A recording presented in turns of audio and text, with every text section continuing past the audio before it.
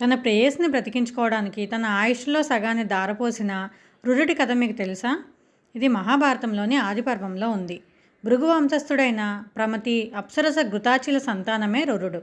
మరోపక్క విశ్వావసు అనే గంధర్వుడు అప్సరస మేనకలకు జన్మించిన సంతానం ప్రమద్వర.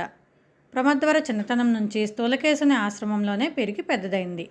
ఒకసారి ఆ ఆశ్రమంలో ఉన్న ప్రమద్వరను రురుడు చూసి మొదటి చూపులోనే ఇష్టపడతాడు. పెద్దల అంగీకారంతో వారిద్దరికీ కూడా వివాహం నిశ్చయమవుతుంది.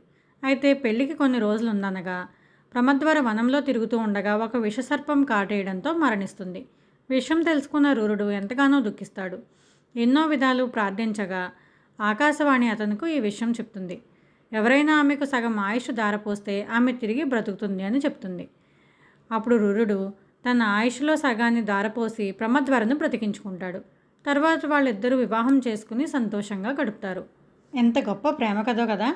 మీకు ఇంకా పూర్తి వీడియో కావాలనుకుంటే టైటిల్ కింద క్లిక్ చేసి ఫుల్ వీడియో చూడండి.